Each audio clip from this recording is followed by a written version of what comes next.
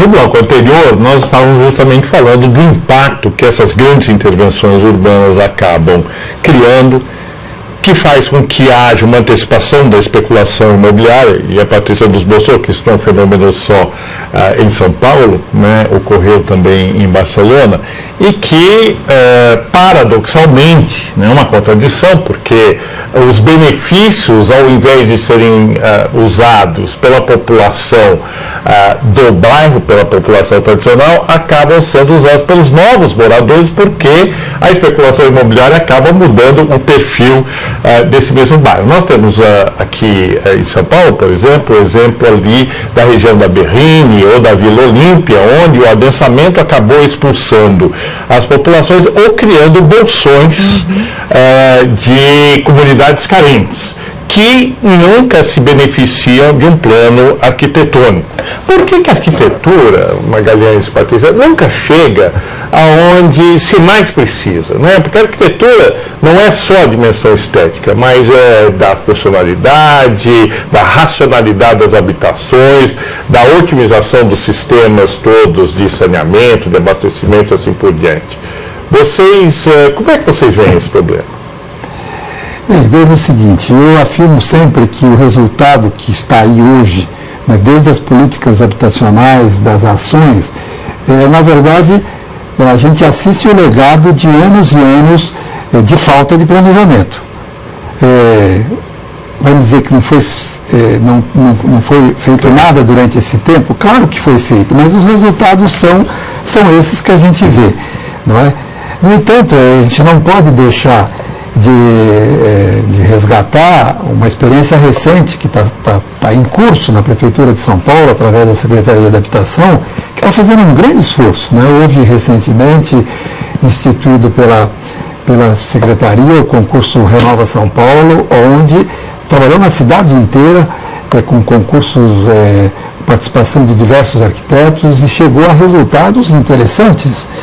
Mas é evidente que isso nós vamos levar alguns anos para poder ver o resultado desta atenção. Tem processo, né? Mas, enfim, é um começo. É por isso que a arquitetura jamais chega, segundo a sua afirmação, chega à população. Não é? E quando chega de uma forma que não tem nenhuma qualidade arquitetônica, ambiental, enfim. Né, Então, essa é a razão que a gente, enquanto arquiteto e urbanista, nós estamos, dentro da universidade, nós só trabalhamos com esse tema.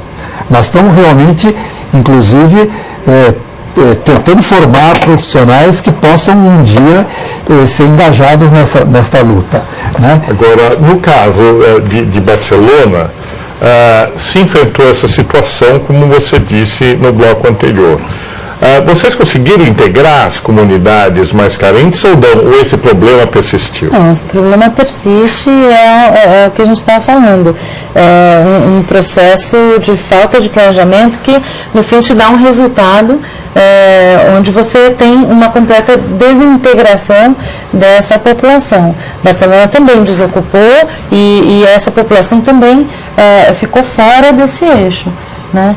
E esse problema existe, persiste e é um problema que até hoje precisa ser solucionado. Quer dizer, não existe um planejamento que diga vamos resolver dessa forma, porque isso não está normatizado, isso não está, os órgãos competentes também não se mobilizam para essa finalidade, né, para a solução desse problema.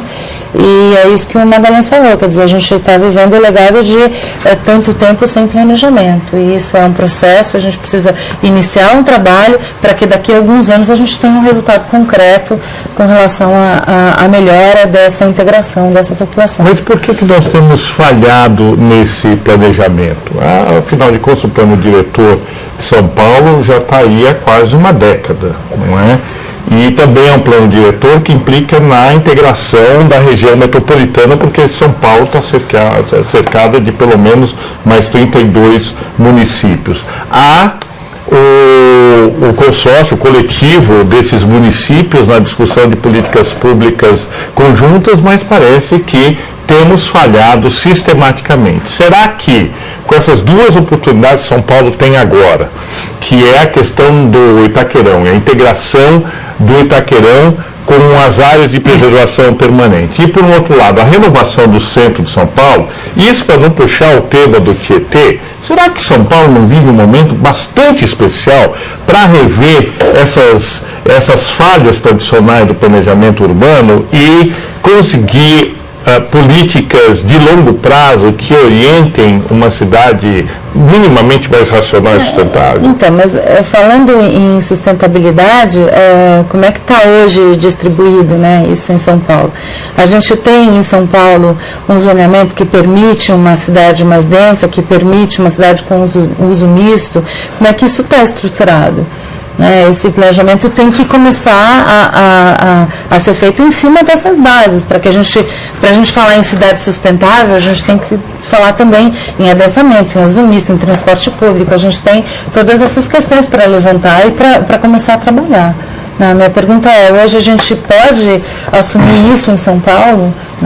Eu não sei, eu acho que a gente ainda não tem isso muito claro. O que você acha? Olha, eu queria trazer uma imagem, que já que estamos falando de um estádio de futebol, né? Na verdade, no futebol, para poder se marcar gol, tem que criar uma série de situações. Essas situações, então, não se trata apenas que o arquiteto e o urbanista vai ser o grande responsável. Nós somos responsáveis para poder dizer as coisas certas e trabalhar na hora certa, desde que exista vontade política para fazer isso. Mas, se nós estamos falando da Zona Leste, uma das questões principais e que a gente coloca, qual seria o legado principal do Itaquerão? Tem uma colega minha que é arquiteta, professora da FAO, que eu li uma reportagem dela, diz: o grande legado é criar emprego. Ora, emprego é uma coisa fundamental para a questão da urbanização.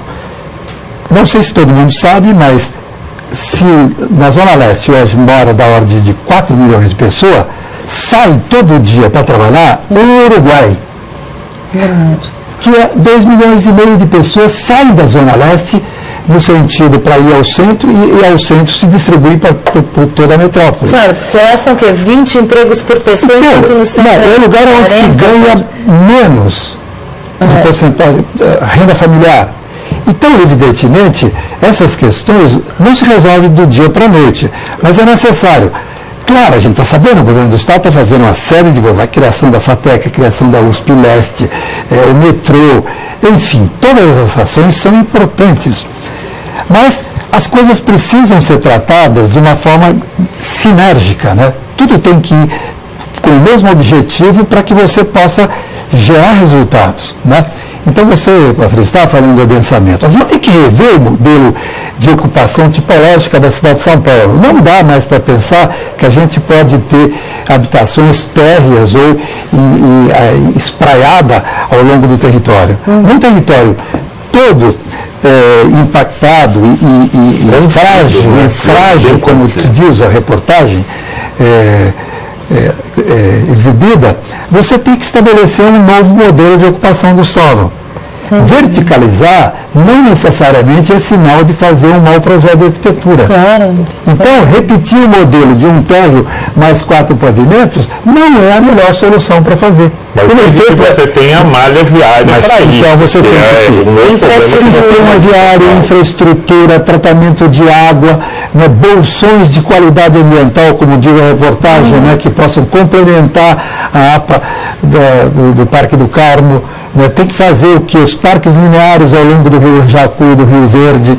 Né? Então, é um planejamento que tem que se dar à mão todo mundo que quer o desenvolvimento da cidade de São Paulo, para que mude o eixo do desenvolvimento, saia aqui da região oeste, do sudoeste, e a gente possa realmente trabalhar naquela região que está precisando. Mas vocês acham que nós estamos melhorando na qualidade do planejamento e na integração de todos os agentes? Eu acho que nós estamos, sabe? Eu tenho muita fé nisso e entendo que as coisas estão acontecendo.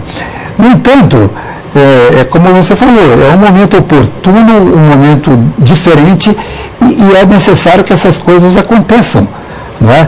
Mas precisa ter uma consciência global. Exato, junto com isso tem que vir esse planejamento, para a gente aproveitar esse momento para desenvolver esse pensamento. Porque a cidade de São Paulo é uma cidade muito grande, né? Então você pega só essa Zona Leste, é um território maior do que muitos países, né?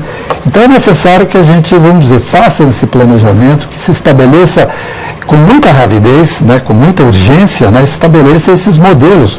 Evidentemente, a iniciativa privada, eu tenho certeza que pode dar a mão e deve dar a mão para poder, vamos dizer, separar o que é especulação, né, e gerar intervenções de qualidade para a cidade de São Paulo. Projetos que agreguem aí em Itaquera emprego, né, que é o que você disse.